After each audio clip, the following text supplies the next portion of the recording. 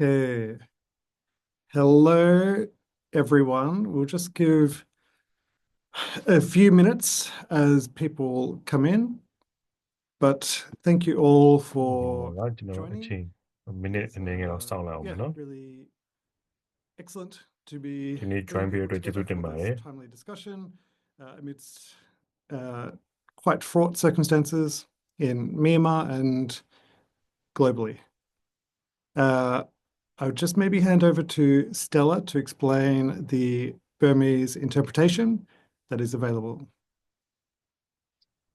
ဟုတ်ကဲ့အခုကျမတို့တက်ရောက်လာတော့ဧည့်သည်များပေါ့နော်ဒီမြန်မာလို direct ဘာသာပြန်တဲ့ဟာကိုနားထောင်ဖို့အတွက် direct translation အတွက်ကိုကျမတို့ဒီအောက်ဆုံးမှာလေနော်ဒီဟိုဟာရဲ့ဒီ Zoom ရဲ့အောက်ဆုံးမှာဒီကဘာပုံစံလေးကဘာလုံးပုံစံလေး globe နော်အဲ့ဒါ interpretation ဆိုတဲ့ဟာလေးတွေ့လိမ့်မယ်အဲ့ဒီပုံမှာနှိပ်လိုက်ရင်ဟိုဟာ English နဲ့ French ဆိုပြီးတွေ့တယ် French ကကျမတို့မြန်မာလို direct ဘာသာပြန်တဲ့ဟာကိုနားထောင်ခြင်းတဲ့သူတွေအတွက်ဖြစ်ပါတယ်လို့ French language ကမြန်မာဘာသာစကား direct ဘာသာပြန်တဲ့ဟာကိုနားထောင်ဖို့အတွက်ဖြစ်ပါတယ် Jajikba, Stella. All right, let's get the ball rolling. I'm not going to speak for too long, but just do a little bit of scene setting. So, အဓိကကျွန်တော်ဒီ panel မှာဘယ်သူတွေပါလဲမိတ်ဆက်ပေးခြင်းပါတယ် the co-founder and steering ပထမဆုံးကတော့ of the Atlina Southeast Asia Kamal ဖြစ်ပါတယ် Women Peace Mediators. She was Okay, also Southeast the Asian Women Peace director of Media the founder ASEAN ဖြစ်ပါတယ် Coordinating Center for Humanitarian Assistance, also known as the AHA Center, and AHA Adelina has Center had လို့ခေါ်တဲ့ long-term engagement with Humanitarian Assistance Center မှာလည်း director အနေနဲ့လုပ်နေပါတယ်မြန်မာကိစ္စမှာလည်းလုပ်နေပါတယ်နောက် Mamani မှာရှိပါတယ် Humanitarian Policy Group, which is ဒီ part က of Humanitarian Global, Policy Group မှာ also Research has long Associate history လုပ် of နေပါ working တယ် in journalism and human rights သူ issues. ဆိုလို့ရှိရင်ဒီ We also have journalism Stella နဲ့ human Nor, rights who's joining background က us, လာတယ်ပေါ့နော်ပြီးတော့ကျွန်တော်ဒီမှာ Mastella is a No Kachin ပါပါ human တယ် rights activist အ and ဓိ has ကတော့ also written ကချင် a ပြည်နယ် lot လာတာဖြစ်ပြီးတော့ about ကချင် Myanmar human rights affairs, activist human ဖြစ်ပါ rights တယ် issues, မြန်မာ and is currently also a issue တွေနဲ့လည်း policy ရင်းနှီးရဲ့ researcher. လူတူဖြစ်ပါတယ် It is researcher တူဦးလည်း absolute ဖြစ်ပါတ delight ယ် to have all three of you on ဆို this တော့ဒီနေ့ panel ၃ယောက်လုံးကို to ဒီ have what is a fairly ဆွေးနွေးပွဲမှာ impromptu ဆုံးရတဲ့အတွက် discussion, but I think very အာ timely considering what is အ happening ရင် in ကံကောင်းပါ Myanmar တယ် and also အဓိကတော့မြန်မာပြည်အခြေအနေ what is happening now ဘယ် is လိုမျိုး kind of ရှိနေလဲပြီး much တော့ international longer အဆင့်မှာရော arc ဟို of အခြေအနေဘယ်လိုရှိနေ difficulties လဲ going ပေါ့ on နော် globally. ဒီအကြောင်းနဲ့ပတ်သက်ပြီးတော့ So I ဟို was just ဆွေး going နွေး to သွား set ပါ the မယ် scene briefly before we ဆို jump ကျွန်တော်အခု into နည်းနည်းလေးစပြီးတော့ discussion. make set လိုက်မယ်ပေါ့နော် So obviously there's a lot ဒီ of attention to discussion မှာ Myanmar at စ the moment. ခင်ပါပေါ့နော်အခု And မြန်မာပြည်မှာတင်းမာမှုတွေ owing to the earthquake, အခြေအနေမျိုးစုံရှိရပေါ့နော် HPG အာ really wanted to မြေင bring လျင်ရှိ together a မယ် few different voices to kind of inform some of the aid sector engagement and နောက်ပြီးတော့ဒီမှာ international တခြား political ဟိုပါပေါ့နော် engagement ဟို in the country. ဒီနိုင်ငံရေးနဲ့ပတ်သက်တဲ့ What we are seeing now is kind of ထိတွေ့မှုတွေလည်းရှိတယ်အဲ့နဲ့ပတ်သက် nearing ပြီးတော့ potential ဆွေးနွေးမှုတစ်ခု culmination လုပ်ချင်တယ်ပေါ့နော် of ဟို military junta rule and အဓိက atrocities, အခုဆိုလို့ရှိရင် but စစ် also တပ်အုပ်ချုပ်ရေးရ resistance လည်း against this. ကြာ Even ရှည် before နေ the ပြီဖြစ် coup, တယ်ပေါ့နော် there was ပြီးတော့ nearly ဒီ 19 အာဏာသိမ်းမှု million people in need of မတိုင်ခင်တည်းကလည်းဒီလို humanitarian မျိုးတော်လှန်ရေး assistance, which is ကိစ္စတွေရလည်း nefarious ရှိတယ် when ပေါ့ the နော် earthquake ပြီးတော့ estimated 3 million အာ people internally displaced, အခု plus ဆိုလို့ရှိရင်လူ3သန်းလောက်ဟာ additional နေရာပြောင်းရွှေ့နေရ as တယ် refugees လို့ across the borders. ယူဆရတယ်ပေါ့နော်ပြီး Now, တော့ I know there's a lot of contested views around Myanmar and look forward to hearing the panelists. အခု I ဒီ will မှာ just ဆိုလို့ use ရှိရင် a မြ few န်မာနဲ့ quotes ပတ်သက် from ပြီးတော့ Chris အမြင်တွေအများကြီး share Sidoti, ဆိုလည်းသိတယ် was part of the UN fact-finding mission, ပြီး and တော့ he has ဒီမှာ been UN quite a fact prominent finding voice mission around ရဲ့ the need to stop ပုံကိုယ်တ treating ဦးကိုလည်း military ဖိတ်ထားရ as ပေါ့နော် legitimate government and critiquing the UN as ပြီးတော့ prioritizing ဒီမှာသူ presence ဆိုလို့ရှိရင် over effectiveness. ဟို There's also UN been နဲ့ပတ် claims သက် that ပြီး the တော့လည်း UN response in Myanmar has been woefully inadequate, and this doesn't ဝေ go ဖန် back ဆွေးနွေး to တဲ့သူ just တူဖြစ်တယ် post-coup, but also, a long-standing dynamic where this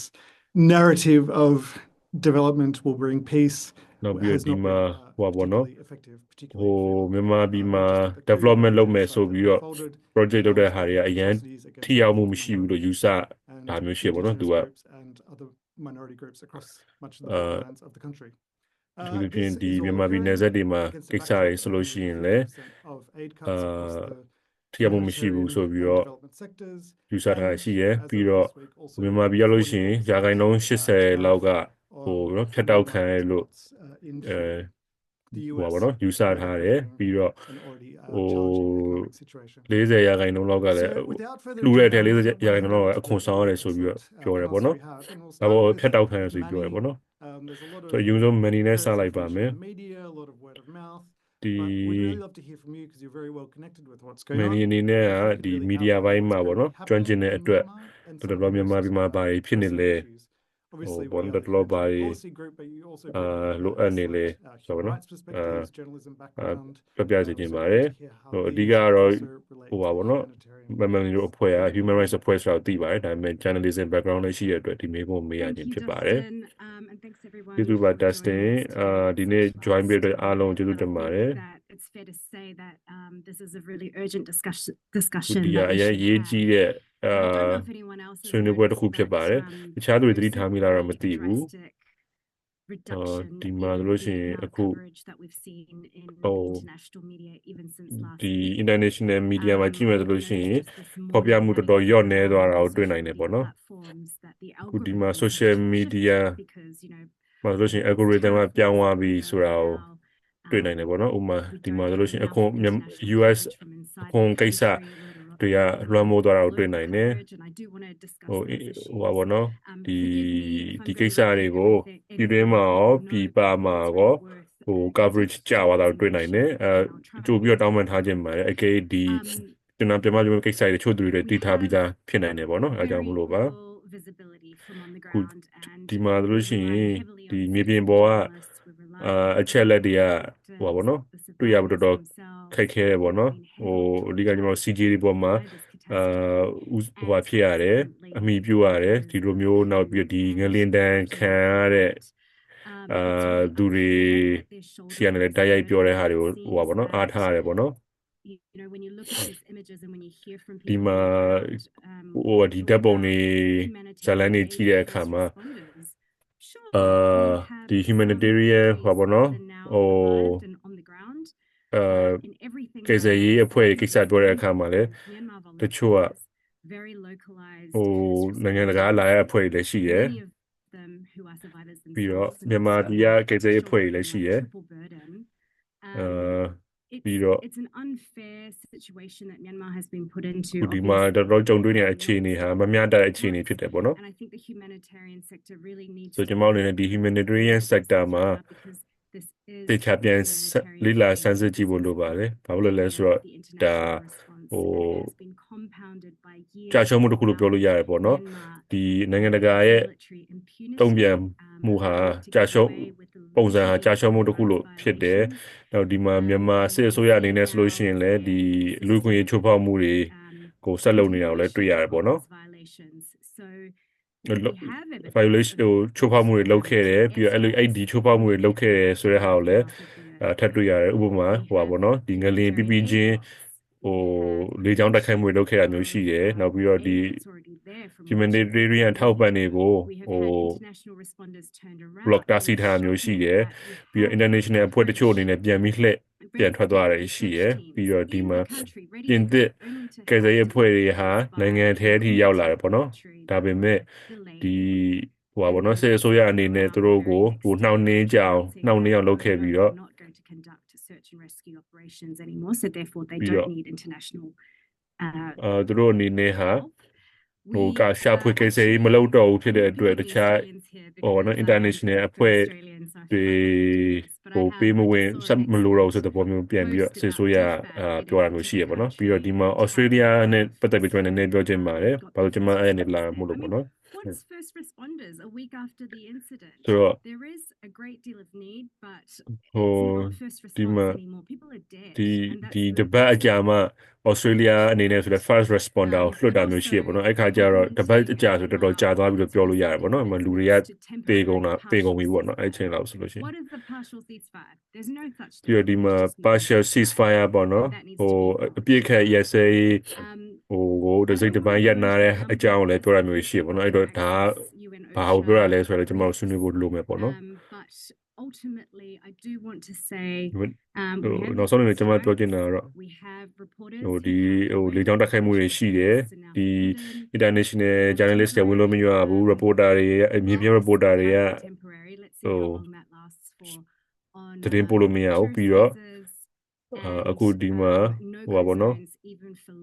ဟို tourist visa ရနာမျိုးတွေရှိရပြီးတော့ နောက်ဆုံးဒီ data ကန်လူတွေအနေနဲ့လည်းတွားခွင့်မရတဲ့ data တွေသူတို့သတ်မှတ်ထားတာတွေရှိရပေါ့နော်ဒါတွေဟာပြောရမယ်ဆိုလို့ရှိရင်လူခွင့်ရချိုးဖောက်တာတွေဖြစ်တယ်ပြီးတော့ပေါ့နော်international humanitarian ဘိုင်းကြည့်မယ်ဆိုလည်းချိုးဖောက်မှုတွေရှိအောင်တွေ့နိုင်တယ်ဒါသူတို့အနေနဲ့တန်ခတ်မှုတစ်ခုလို့အပ်တယ်ပေါ့နော် and they haven't been allowed to access necessary aid. တချို့လူတွေဟာဒီ resistant တော်လိုင်း data သူတွေဆိုရယူဆထားပြီးတော့သူတို့အနေနဲ့ထောက်ပံ့မှုတွေမရရှိရမျိုးရှိရဲ့အဓိကတန်ရှင်းဖို့ရေးလိုမယ်နေစရာပေါ့နော်နေရာတွေလိုမယ် I know I've taken up 5 minutes, but ဆိုတော့ကျွန်မအနေနဲ့ဒီ5မိနစ်တော့ပြည့်သွားပြီပေါ့နော်ဒါပေမဲ့ဒါဟာအရင်လိုအပ်နေတဲ့အရေးကြီးကိစ္စဖြစ်ပါတယ်ပြီးတော့ Stella အနေနဲ့ဆက်ပြီးတော့လည်းပေါ့နော်ဒီ local ဘိုင်းမှာဘာလို့နေမလဲဆိုတာကိုပြောပြနိုင်မှာဖြစ်ပါတယ် Stella, yeah. ဟုတ်ကဲ့ကျေးဇူးပါ Manny ရေဟုတ် Stella လေးနဲ့ဝင်ပြောရင်လည်းကောင်းမယ်ထင်ပါတယ်ဒီမှာလို့ရှိရင်ဆွေးနွေးမှုတွေအများကြီးရှိတယ်ကျွန်တော် Nuggets cyclone ကိစ္စနဲ့စပြီးပြောလိုက်တဲ့ဟာအခုချိန်ထိပေါ့နော်တော့အခုဒီမှာကျွန်တော်နေဒီ resentism ပေါ့နော်အခုမှဖြစ်တဲ့ကိစ္စရောအခုမှဖြစ်တဲ့ပုံစံမျိုးရေးတဲ့ပေါ့နော်ဖော်ပြတဲ့အပိုင်းတွေလည်းရှိရပေါ့နော်အဲ့နဲ့ပတ်သက်ပြီးတော့လည်းပြောပြဆွေးနွေးစေချင်ပါတယ်အထူးသဖြင့်ဒီမှာပေါ့နော် Stella အနေနဲ့လည်းဒီပေါ့နော်တိုင်းရင်းသားလူမျိုးစုတွေဘိုင်းမှာလှုပ်ဆောင်မှုတွေရှိရပေါ့နော်အဲ့နဲ့ပတ်သက်ပြီးတော့လည်းဆက်ပြီးဆွေးနွေးစေချင်ပါတယ် the ground for me to take us into this important point. Let me ဟုတ်ကဲ့ပါ remind ဒီမှာ Manny အနေနဲ့ဒီအရေးကြီးအချက်တွေကိုလည်းပြောသွားပြီပေါ့နော် point တွေပြောသွားတယ်ဆိုဒီကျွန်မအနေနဲ့ပြန်ပြီးအသိပေးချင်တာဒီ Nugget cyclone ပေါ့နော်2008မှာဖြစ်ခဲ့တာပေါ့နော်အဲ့ဒါဆိုလို့ရှိရင်လည်းအရန်ကိုဗာလဲတဘာဝဘေးရဲ့အကြီးစားတစ်ခုဖြစ်တယ်ပေါ့နော်မြန်မာပြည်လူအများကြီးလည်းသိကြခဲ့ရတယ်ပြီးတော့အဲ့အချိန်မှာပဲဒီမှာစေဆိုရဘက်ကနေပြီးတော့လှုပ်ဆောင်ချက်တွေဟာကျွန်တော်တို့အထူးဆန်းမဟုတ်ဘူးเนาะအဲ့ကလေးကလုံနေတာရှိရပေါ့နော်ဒီ Nuggets မှာဆိုလို့ရှိရင်တပတ်တော့မဟုတ်တပတ်အကျော်ကြာမှသာစေအစိုးရကand that led us to the adoption of this 2008 constitution and many of us call this the constitution ကိုဖြစ်မြောက်လို့မဲပေးတဲ့ပွဲကိုဆက်ပြီးလုပ်ခဲ့ပေါ့နော် they pushed ahead with the referendum in the face of this worst natural disaster in the history of our country ကျွန်တော်တို့အနေနဲ့ဒီဒါဟာအရန်ဆိုရွာတဲ့တမိုင်းမှာရန်ဆိုရွာတဲ့တဘာဝဘေးအနေနဲ့ဖြစ်ပေမဲ့အစိုးရအနေနဲ့သူတို့ရဲ့အာဏာကိုသူတို့ဆက်ပြီးတော့ကင်ဆောင်ထားတဲ့သဘောရှိရပေါ့နော် The constitution solidified the military's formal power and their role in national politics. ဒီမှာ2008ဖွဲ့စည်းပုံမှာဆိုလို့ရှိရင်သူတို့တော်လှန်ခဲ့တဲ့သူတွေရှိမယ်အဲ့ချိန်မှာမဲ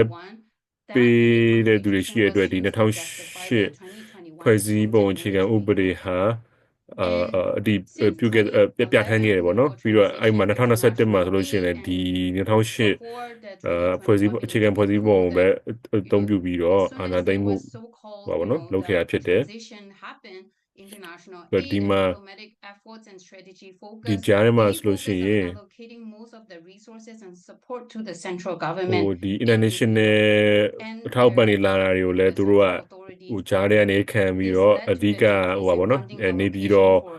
ကသူတို့ရဲ့ရန်တရားမှာပြန်ပြီးတော့တုံးတာများတယ်ပေါ့နော်အဲ့ခါကျတော့တကယ်လိုတဲ့နေရာတွေပေါ့နော်CBO တွေနောက်တကယ်တန်ခမ်းတဲ့ဒေသတွေကိုရောက်တာနည်းသွားတယ်ပေါ့နော် immediate return to democracy. Well, that may be well intentioned. I have so much problem with that. စစ်ကောင်စီခေါင်းဆောင်ဟာဆိုလို့ရှိရင်လည်းဒီ democracy ပြန်ရဖို့မဲပွဲလုပ်မယ်ဆိုပြီးပြောတယ်ပေါ့နော် that took place under the Nuggets constitution did 2020မဲကောက်ပွဲမှာဆိုလို့ရှိရင်လည်း many marginalized community ဒီတကယ်ဒုက္ခခံနေရတဲ့ community တွေအတွက်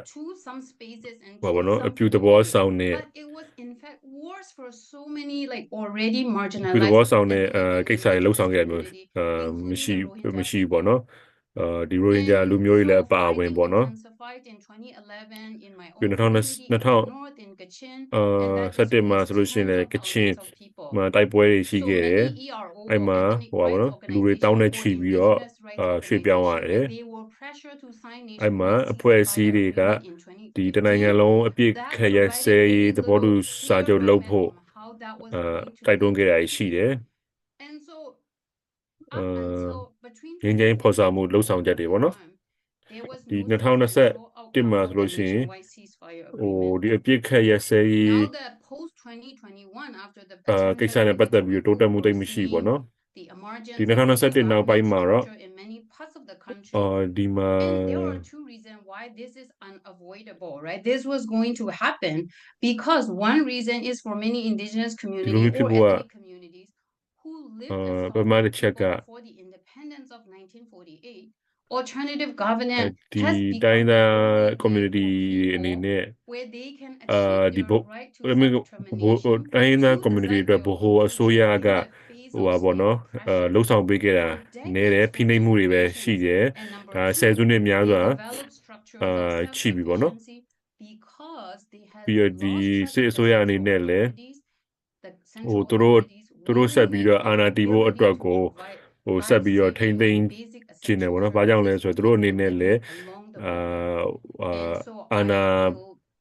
stop အာဏာပိုင် there ဆိုင်မှုဟာ and we'll နည်း continue ပါ the လာတာကိုတွေ့ discussion. နိုင်တယ်အဲဒါကြောင့်မို့သူတို့အနေနဲ့ဆက်ပြီးတော့ဒီ position ကိုဆက်ပြီးတော့ခြေ Thanks, ကုပ် Stella, ဆက် for ထိန်းထားဖို့လိုအပ်တာကိုလည်း broader တွေ့ရတယ်ပေါ့နော် contextual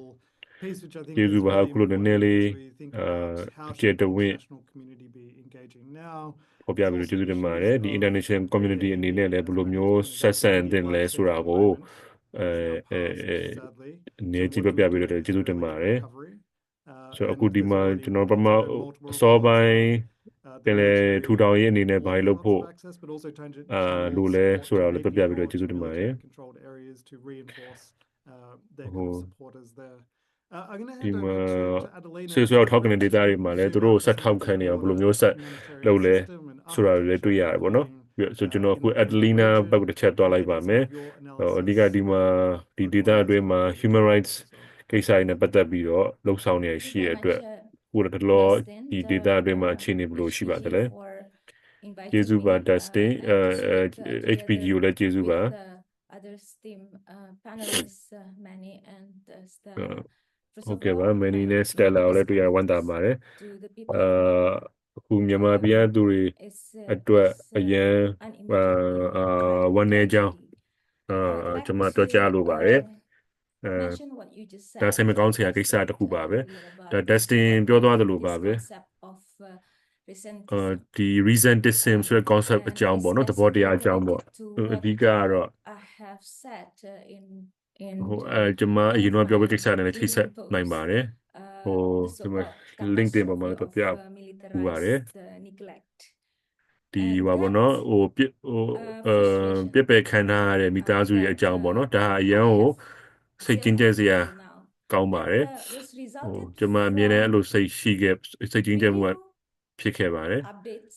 disaster ဆိုကျွန်မ updates အနေနဲ့ဒီ social media research updates နည်းနည်း initial လုပ်မယ် assessment right social media update တွေရှိမယ် responders အဲ့ဒါတွေရှေ့ဦးစွာ sensitive အပိုင်းရှိမယ်ဆိုတော့ responder အနေနဲ့သူတို့အနေနဲ့တော့အပြုကောင်းကျိုးပြုလို့တဲ့စံတာတော့ရှိပါတယ် or they're naive that ဆိုတော့သူတို့အနေနဲ့ရည်ရွယ်ချက်ရှိသို့မဟုတ် happen in the midst of war right that they're Oh. ignorant with ဟုတ် the ချင်မှာဟုတ်ပေမဲ့ context ဒီဟိုပါဘောနော်စစ်ပွဲအတွင်းမှာငလျင်ဖြစ်သွားတယ်ဆိုတဲ့ဟာကိုလှစ်လူရှုထားရဲဆိုတဲ့သဘောမျိုးလည်းဖြစ်နိုင်တယ်ပေါ့နော်ရှိတာမျိုးတွေ့ရတယ်ပေါ့နော်ကျွန်မအနေနဲ့အဲ့ကိစ္စကို focus on the current event basically the earthquake and forgetting what happened in the past and forgetting you know ဒီအခုဒီသဘာဝဘေးရနေတော့သူတို့ကူညီဖို့ပြောတယ်သို့တော်လည်းဒီသမိုင်းမှာဘယ်လိုမျိုးဖြစ်ခဲ့လဲဆိုတာကိုလှစ်လူရှုထားတာမျိုးတွေ့ရတယ်ပေါ့နော်ဆိုကျွန်မဒါတော့ international အပြည်ပြည်ဆိုင်ရာသတိမေးမှုတစ်ခုလို့ကျွန်မခေါ်ခြင်းတယ်ပေါ့နော်အဲ့ဒါဘာကြောင့်လဲဆိုတော့အဓိကကတော့ငလင်ဟာဒီစစ်ပွဲတွေကြားမှာဖြစ်လာတဲ့ဘေးရန်တွေတစ်ခုဖြစ်တယ်ပေါ့နော်တဘာဝဘေးရန်တွေဖြစ်တယ် မြန်မာဟာအခုချိန်ထိစစ်ပွဲဖြစ်နေတယ် happening in the middle of an active ပြီးတော့ armed အဲ့လိုမျိုး conflict ပဋိပက္ခ that ဖြစ်နေတဲ့ involves ကြားမှာငလျင် layered လှုပ်ခဲ့ပေါ့နော် diplomacy. But ဆိုတော့ before အဲ့မှာ the earthquake, long ဟို before the အရေး earthquake, ပေါ် Myanmar အခြေအနေ was တွေက already အဆင့်ဆင့် the အမျိုးမျိုး most vulnerable ဖြစ်လာတယ် country ပေါ့ in နော် the region. အဲ့ဒါမတိုင်ခင် Even တည်းကလည်း our မြန်မာ risk ဟာ management report said so. ဟိုထိလွယ်ရှလွယ် And ဖြစ်တဲ့ the နိုင်ငံ UNDP ဖြစ်တယ်ပေါ့ said နော် that nearly half of Myanmar population was already ဆို living UN အနေ below နဲ့လည်းဒါတွေကိုသိတယ် poverty line. So ဒီ we're မြန်မာ looking ပြည်မှာဆို at လို့ရှိရင်လည်းလူဦးရေတဝက်ကျော်လောက်ဟာ the lowest ဆင်းရဲနွမ်းပါးမှုနဲ့ vulnerable ကြီးပြင်းနေရတယ်ဆိုတော့ population in the region. ကျွန်တော်တို့သိထားပြီးသား And ဖြစ်တယ် the ပေါ့နော် earthquake has အဲ့တော့ဒီ intensified ဒေသတွင်းမှာ this ဆိုလို့ရှိရင် crisis. မြန်မာပြည်မှာပြိပက္ခတွေအရေးပေါ်အခြေအနေတွေအများကြီးဖြစ်နေရဆိုတာကို Really actually negative resilience of the တွေ့ရတယ် Myanmar ပြီးတော့ people to ဒီ the earthquake. So that's ဟိုမြန်မာပြည်နဲ့ပတ်သက်ကြံ့ကြံ့ခံမှုပြောမယ်ဆိုလို့ရှိရင်ဒါဟိုပါဘောနော် negative ဖြစ်တဲ့ was ဟို seen ကြံ့ကြံ့ by ခံမှုလို့ပြောလို့ရတယ်ပေါ့နော်လူတွေအနေနဲ့တောင်းခံထားရတယ်ပေါ့နော်ဒုတိယအချက်အနေနဲ့ကဒီ responder တွေအနေနဲ့က acknowledge that the location ဘာတွေကိုညှော်မှန်းထားလဲဆိုတော့ right Sagang fault we have heard earthquake happen in Sagang before ဒီစကိုင်းမှာငလျင်တွေဖြစ်တယ်ဆိုတာလည်းကျွန်တော်တို့သိထားပြီးသားဖြစ်တယ်ပေါ့နော် So it's ဟို both ဒီ first completely responder အနေနဲ့လည်း in terms of location, Sagang Oh. fault, but also completely unexpected. So it's just a matter of ဒီ time. It ဒု will တိယင happen. လျင်ရှိရဆိုတော့လည်း It should not be ကျွန်တော်တို့သိ considered ထားတယ် as a အဲ့ဒါတွေဟာ surprise. ဟို It is ကျွန်တော်တို့ known ဟိုပါဘောနော် that မှန်းထားလို့ရတယ်ပေါ့နော် It's a highly active fault already with a long history of major seismic events. ဆိုဒီ So ဘော the ကတငလျင်တန်ခံရတဲ့ is အဲ timing that င was လျင်ကြောတွေရှိရပေါ့နော် but the risk ဆိုတော့ဒီမှာဒီဒေသမှာငလျင်ဆက်လှုပ်မယ်ဆိုတဲ့ဟာကိုဒုတိယငလျင်လာနိုင်တယ်ဆိုတော့ကျွန်တော်တို့သိထားပြီးသားဖြစ်တယ်ပေါ့နော်ဟိုကျွန်တော်မျှော်မှန်းလို့ရထားပြီးသားပေါ့နော်ဆိုတော့ without an action is meaningless and knowledge ဆိုတော့ဒီလို without မျိုး action is useless. ဟို risk တွေရှိမှန်းသိပေမဲ့ဟိုပါပေါ့နော် The coup အသိ 4 ပညာ years ရှိပေ ago, မဲ့ failed coup, ဘာမှမလုပ်ဖြစ်ဘူး 4 years ဆိုတာ ago, ကျွန်တော်တို့ဒီဟာကြာရှုံးမှုတစ်ခုဖြစ်တယ်လို့ပြောလို့ရတယ်ပေါ့နော် and ကြိုတင် because ပြင်ဆင်မှု of မရှိဘူးဆိုတာ political turbulence, disrupted the နောက် so-called ပြီးဒီမှာ disaster governance. Okay. Why အာ I ဏာ said သိမ်းမှု that ဖြစ်တယ် this ဆိုလည်း is သိထားပြီးသား such ဖြစ်တယ် natural disasters, but because ဒါပေမဲ့ ဒီမှာကျွန်တော်အနေနဲ့စနစ်တကျဟိုပါဘောနော်နောက်ဆက်မှုတွေစေဆွဲဘက်ကနောက်ဆက်မှုတွေရှိတော့လည်းတွေ့ရတယ် and then အဓိကဒီတဘာဝဘေးရနေရာမှာဆိုလို့ရှိရင်လူတွေဟာဟိုပါဘောနော်ထိလွယ်ရှတဲ့အခြေအနေမှာရှိတယ် and urban planning were already weakened. ဆိုဒီမှာဟိုပါဘောနော်ဟိုအစာအုပ် structure တွေကလည်းပိုဒီအချိန်မှာအားနည်းနေတယ်ပေါ့နော် or risk reduction diverted into prepping your military or bombing the civilians. ဆိုတော့အဲ့လိုအချိန် Ongoing မှာ conflict diverted ဒီ attention and စစ် resources အစိုးရ away. The young people အနေ of နဲ့ Myanmar လေကြောင်းတိုက်ခိုက်မှုတွေဘုံကျဲမှုတွေရှိရယ် they have less အဲကြောင့်နှောက်ယှက်မှုတွေအများကြီးရှိတယ် than စစ်မှုထမ်းဥပဒေကလည်းရှိသေးတယ်ကြားထဲမှာ join the revolution. ဆိုလူငယ်တော်တော်များအနေနဲ့သူတို့သိရင်သိမသိရင်ဒီတော်လန်ရေးကိုဝင် join ရတဲ့အခြေအနေတွေဖြစ်လာတယ်ပေါ့နော် was already constrained not only by the economic hardship but ဆို also ဒီစီးပွားရေးအခက်အခဲမှုတွေတင်မဟုတ်ဘူးတခြားလုံခြုံရေးတွေအစိုးရကြောက်ရွံ့မှုတွေကလည်းအများကြီးရှိရပေါ့နော်အဲ့တော့ a natural disaster. And So there'sဒါ no တဘာဝ such ဘေးအန္တရာယ် thing တစ်ခုတည်းမ as ဟုတ်ဘူးနော်ဒီ natural ကိစ္စဟာ disaster. The disaster management community has said so many times. This is a catastrophe of militarized neglect that could have been prevented. ဒီကာကွယ်လို့ရနိုင်တဲ့အကြောင်းအရာတစ်ခုဖြစ်ပေမဲ့ That is ဒီ the လိုမျိုး military လက်နက်ကင် dictatorship. ထားတဲ့အာဏာရှင်ရှိရဲ့အတွက်ဟိုအနှောက်အယှက်တွေရှိခဲ့ဆိုပြီးတော့ပြောနိုင်တယ်ပေါ့နော် Proper disaster governance. I'll stop at that. ဆိုဒီကိစ္စတွေကိုကျွန်တော်တို့ကင်တွယ်မှသာတကယ်ဒီလိုမျိုးရှုပ်ထွေးတဲ့သဘာဝဘေးအန္တရာယ်ကိစ္စကိုကင်တွယ်လို့ရမယ်လို့ယူဆရပေါ့နော်ဟုတ်ကဲ့ပါကျေးဇူးတင်ပါတယ်ဒီမှာဟိုကျွန်တော်ဒီ international community အနေနဲ့လည်းဟောပါတော့ဒီ history ကိုလှည့်လူရှုတာဆိုအကြောင်းပြထားတဲ့ပြပြီးတော့ကျေးဇူးတင်ပါတယ်ဆိုတော့ဒီမှာကျွန်တော်တို့ဒီကိစ္စမှာဆိုနိုင်ငံရေးအပိုင်းတွေလည်းပါဝင်နေဟိုအဖွဲ့ရတဲ့မျိုးစုံပါမယ်ဆိုရပါမယ် human rights အဖွဲ့တွေပါမယ် and data can do it, struggle man. to grapple with this complexity. International community အနေနဲ့လည်းဒီအကြောင်းရတဲ့ရှုပ်ထွေးတွေနားလည်ဖို့ဟိုပါဘောနော်စူးစမ်းအားထုတ်ရတယ်ပေါ့နော် the same order again, but ပြီးဟိုပါဘောနော်အခုကျွန်တော်ပြန်ပြီးတော့ key recommendations ဟို many ရွှေပြန်သွားခြင်းပါတယ် sector broadly, humanitarian actors, political actors in how they engage in Myanmar. Where ဒီဦးဆုံးအနေနဲ့ဒီဟိုပါဘောနော် what now အခုဒီမှာအသက်ကယ်ဆယ်ရေးပိုင်းနေဒီကလည်းလှုပ်ထားပြီးရရှိပြီပေါ့နော်အဲ့တော့ရေရှည်အနေနဲ့နိုင်ငံရေးပိုင်းဘယ်လိုမျိုး Thanks, ဖြည့်ရှင်းမှုတွေ Adelina. လုပ်နိုင်အောင်မလဲပေါ့နော် You just spoke truth, and I love your This is my passion about our Justin country. Adelina This is Adelina something ha that is infuriating. You know, you're asking us to အမှန်လေးပြောပြလို့သူတင်ပါတယ် do now. ဟုတ်ပါတယ်အရန်ကို Question စိတ်ညစ်ဖို့ကောင်းတယ် to us. There are ဘာလို့ဒီမေးခွန်းတွေကျွန်တော်တို့ဘာကြောင့်မေးဖို့လိုနေတာလဲပေါ့နော်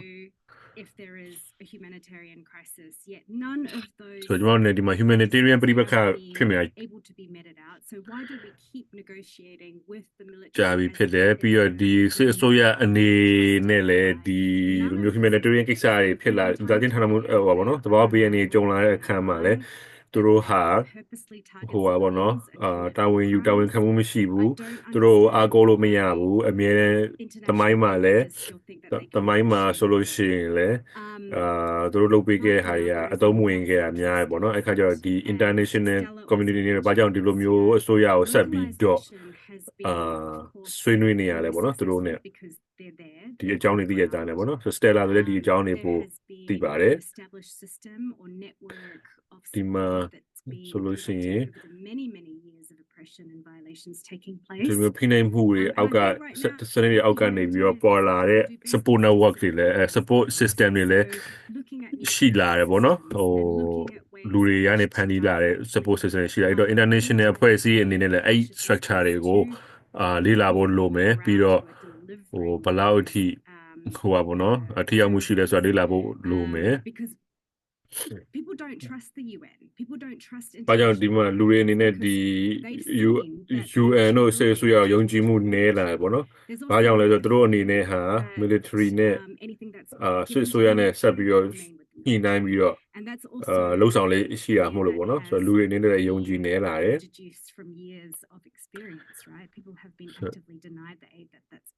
ဆိုဒီမှာဆိုလို့ရှိရင်လူတွေနဲ့တို့ဟိုပါဘောနော်တို့ရရှိတဲ့ထောက်ပံ့မှုတွေကိုမရ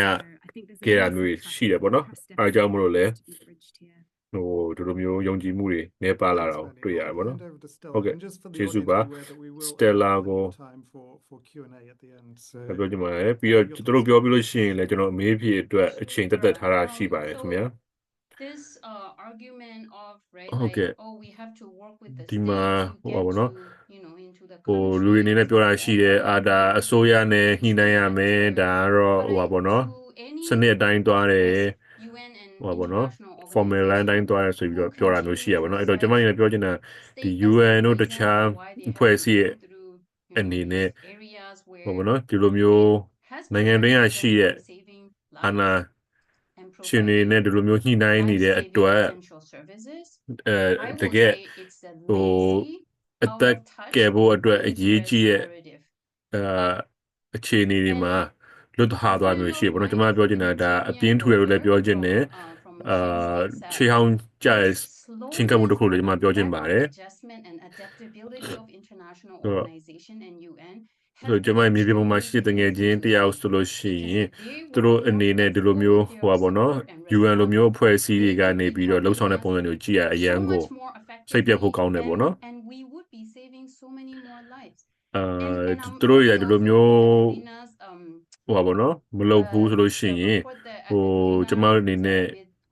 လူအသက်တွေဒီထက်ပိုပြီးတော့ကဲလို့ရတာကိုတွေ့နိုင်တယ်ပေါ့နော်Adelina said junta access obsession ဒီက Adelina ပြောရတဲ့အထဲမှာဒီစစ်ဟောပေါ့နော်ဆေးဆွေးရကိုအခြေခံတဲ့လှုပ်ဆောင်ချက်တွေတွေ့ရတယ် UN ဖြစ်ဖြစ်တခြားအဖွဲ့အစည်းဖြစ်ဥပမာပေါ့သူတို့ရဲ့အဓိကရွေချက်ဟာအသက်တွေကိုကာဝယ်ဖို့လို့ပြောပေမဲ့လည်းဒီလိုမျိုးဆေးဆွေးရလို့အာဏာရှင်နဲ့ညှိနှိုင်းပြီးလှုပ်ဆောင်တဲ့အတွက်သူတို့ အသက်ကယ်ဆယ်မှုတွေမလုပ်နိုင်ဘူးပေါ့နော်အဲကြောင့်မလို့ဒီကနေ note ထားဖို့လိုပြီးတော့ပြောချင်ပါတယ် နောက်သူတို့ statement ကြီးကြည့်မယ်ဆိုလို့ရှိရင်လည်းဒီတကယ်မြေပြန်အခြေအနေနဲ့လက်လန်းမမီဘူးဖြစ်နေဆိုတဲ့ဟာကိုတွေ့နိုင်တယ်ပေါ့နော် And particularly in the global south where So, humanitarian services ကျွန်တော်ဒီ global south မှာ are ကြည့်မယ်ဆိုလို့ရှိရင်လည်း most needed. လူသားချင်းစာနာမှုအထောက်အကူတွေဟာအလိုအပ်ဆုံးဒေတာဖြစ်တယ်ပေါ့နော် in the country they have been left on ဆိုတော့ဒီမြန်မာပြည်မှာရှိတဲ့တိုင်းသားလူအထူးသဖြင့်တိုင်းသားလူမျိုးစုတွေအနေနဲ့ဆိုလို့ရှိရင်လည်းသူတို့ဘာသာသူတို့အားကိုးနေရတယ်ပေါ့နော် What about the people in the country from many marginalized community? They actually want you to work with them, work for them. ဒီ international အထောက်ပံ့အဖွဲ့အစည်းအနေနဲ့ဒီငါတို့ local သမားတွေကငါတို့မယုံဘူးဘာညာဆိုရော on နေကြပါမယ်အဓိကကျွန်မပြောချင်တာဒီလိုအပ်တဲ့နေရာတဲ့သူတွေဟာဒီအကူအညီကိုလိုချင်ပါတယ်နောက်ပြီးတော့အဓိကသူတို့နဲ့အတူတူအလုပ်လုပ်စေချင်တာပေါ့နော်အခုကလက်တော်အဲ့လိုဖြစ်မဲ့အစားဒီလိုအဖွဲ့အစည်းအနေနဲ့ဒီနေပြည်တော်ကဗဟိုအစိုးရနဲ့ပဲဆက်သွယ်ပြီးတော့အလုပ်လုပ်ဖို့ကြိုးပမ်းနေတာကိုတွေ့နိုင်တယ်ဆိုတော့အခုဒီမှာလူတွေဆိုလို့ရှိရင်ကိုရီးယားအနီးနားချင်းတွေနောက်ပြီးတော့ဒီ local ဒေသခံပေါ့နော်ဖွဲ့စည်းတွေကိုအားထားနေရပေါ့နော်သို့မဟုတ်လဲ NUG အဖွဲ့အစည်းတွေကိုအားထားနေရမျိုးရှိတယ် And so work with people who want to work So, with you. Not ဒီ with international you. အဖွဲ့အစည်းတွေကိုပြောချင်တာကဒီသူတို့နဲ့အလုပ်လုပ်စေလုပ်ချင်တဲ့သူတွေနဲ့ဦးတည်ပြီးတော့အလုပ်လုပ်တင်ပါတယ်စေအစိုးရကိုတော့အသားပေးပြီးတော့မလုပ်တင်ပါဘူး They were teaching their school So, classroom in a bomb shelter. And then the teacher ဒီ said, ဘောနော် "I want ဒေတာ our တစ်ခုမှ kids ဆိုလို့ရှိရင်လည်း to empower you or ဘောနော် language-based ကရင်နီဒေတာမှာဆိုလို့ရှိရင်လည်း learn about our ဒီက history." ရင်နီ And I told these to the kids that ဘောနော်ဘာသာစကားကို more than the food and humanitarian အခြေ assistance ခံ that တဲ့ပ we ညာရေးမျိုး receive လုပ်ချင် right တယ်ပေါ့ now. နော်အဲ့လိုမျိုး Let's ပြောတာ make မျိုး this ရှိရယ် time and moment to build our society so that we never have to run Sure. from the war again. ဆိုတော့ကျွန်မအနေနဲ့ဒီဟိုပါပေါ့နော် The reality, Oh. though, at the same time, ဒီ that was empowering and that was hopeful, but also at the same time, ဒီပ the ညာရေးတွေကို reality also the သူ teachers ကိစ္စ that တွေကိုလှုပ်ဆောင်နေတာမျိုးရှိရယ်အားကြောင့်နောက်ထပ် စစ်ပွဲတွေမထွက်ပြရတော့ဘူးဆိုရည်ရွယ်ချက်နဲ့ပေါ့နော် ဒါပေမဲ့တစ်ချိန်တည်းမှာပဲ ဒီကလေးတွေအနေနဲ့အာယုံ စိုက်လို့မရဘူးပေါ့တစ်ခုကတော့ဒီစားတော့ရိတ်ခါတွေ